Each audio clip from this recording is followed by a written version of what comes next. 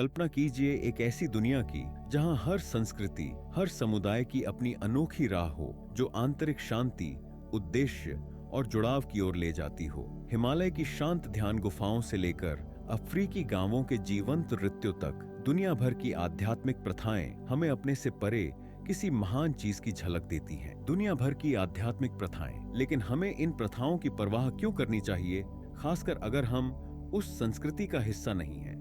सच्चाई यह है कि इन आध्यात्मिक परंपराओं को समझने से हमें यह पता चलता है कि कैसे शक्तिशाली सार्वभौमिक धागे हमें एक साथ जोड़ते हैं। मेरे साथ बने रहिए, क्योंकि इस वीडियो के अंत तक आप देखेंगे कि कैसे ये प्रथाएं, भले ही विविध हों, हमें अप्रत्याशित तरीकों से जोड़ती हैं। जेन मेडिटेशन, जापान।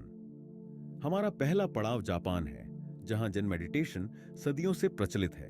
कल्पना कीजिए शांत बगीचे से घिरे हुए चुपचाप बैठना और केवल अपनी सांस पर ध्यान केंद्रित करना। जेन मेडिटेशन सिर्फ आराम करने के बारे में नहीं है, यह मन को जागृत करने और स्पष्टता पाने का एक तरीका है। साधक मानते हैं कि यह खुद को बिना किसी व्याकुलता के सामना करने का तरीका है, जिससे आप सच में जान पाते हैं कि आप कौन हैं। एक भिक्षु ने इसे अपनी आत्मा को दर्पण दिखाने जैसा बताया। यह गहन हो सकता है, लेकिन इसका परिणाम एक ऐसी शांति और ज्ञान है जिसने दुनिया भर के लोगों को आकर्षित किया है। सूफी घूमर, तुर्की। अब हम तुर्की चलते हैं, जहां सूफी घूमर या आत्मा का नृत्य जैस प्रचलित है। आपने इन अद्भुत नर्तकों को घूमते हुए देखा होगा, बाहें फैलाई हुई और क्षण में खोए हुए। लेकिन क्या आप जानते हैं कि यह ध्यान का एक रूप है? सूफियों का मानना है कि घूमर उन्हें ईश्वर के करीब लाता है, उनके अहंकार को मिटाता है और उन्हें ब्रह्मांड के साथ एकता का अनुभव कराता है।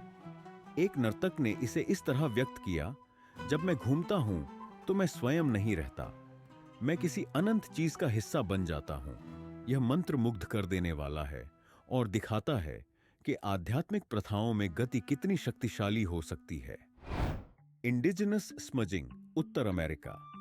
अब हम उत्तर अमेरिका चलते हैं, जहां आदिवासी समुदायों में स्मजिंग की पवित्र प्रथा पाई जाती है। स्मजिंग में आशे, देवदार या मीठी घास जलाकर किसी व्यक्ति या स्थान की नकारात्मक ऊर्जा को साफ किया जाता है। आदिवासी लोगों के लिए यह उनके पूर्वजों के साथ जुड़ने और प्रकृति का सम्मान दिखाने का एक तरीका है।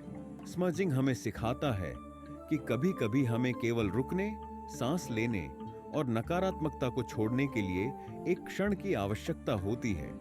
यह सरल लेकिन गहन है। हमें यह याद दिलाता है कि छोटे-छोटे रीति रिवाज भी शांति की भावना पैदा कर सकते हैं। कीर्तन गायन, भारत। अब चलिए भारत, जहां कीर्तन की लयबद्ध संगीतमय प्रथा लोगों को एकता में लाती है। कीर्तन में आमतौर पर ईश्वर के नामों का प्रश्नोत्तर के रूप में गायन होता है। यह जोरदार, ऊर्जा से भरपूर और जीवन से भरा होता है। साधक कीर्तन को ध्वनि के माध्यम से यात्रा के रूप में वर्णित करते हैं, और भले ही आप भाषा न समझें, आप ऊर्जा महसूस कर सकते हैं। यह प्रथा समुदाय और आध्यात्मिकता में साझा आनंद की शक्ति पर जोर देती है। शैमैनिक जर्नीइंग, दक्षिण अमेरिका। हमारी अंतिम यात्रा दक्षिण अमेरिका की है, जहां शैमैनिक जर्नीइंग का गहरा संबंध अमेज़न की आदिवासी जनजातियों से है। शैमैन तालबद्ध ढोल बजाकर लोगों को एक ऐसे ध्यान में ले जाते हैं जिसे आध्यात्मिक क्षेत्र से जुड़ने और उपचार के लिए अंतर्दृष्टि प्राप्त करने के लिए माना जाता है। यह एक प्रकार की आध्यात्मिक खोज है, जहां साधक महसूस करते हैं कि वे अपने आप से परे मार्गदर्शन प्राप्त कर रहे हैं। यह एक प्रथा से अधिक है, यह ज्ञान और उपचार की तलाश का एक प्राचीन तरीका है। तो इन प्रथाओं में क्या समानता है? चाहे वह मौन के माध्यम से हो, नृत्य, संगीत या रीति रिवाज, प्रत्येक शांति, आत्म खोज और जुड़ाव का एक मार्ग प्रदान करता है। ये केवल परंपराएं नहीं हैं, ये इंसान होने का हिस्सा है। अगर आपने आध्यात्मिक प्रथाओं के इस सफर का आनंद लिया हो, तो और अधिक गहन चर्चाओं के लिए सब्सक्राइब करना न भूलें और हमें कमेंट्स में बताएं, क्या ऐसी कोई प्रथा है जिसे आप अगले वीडियो में देखना चाहेंगे। आपका धन्यवाद देखने के लिए स्पिरिचुअल पर्सपेक्टिव। अगली बार तक खोजते रहिए, सीखते रहिए और तलाशते रहिए।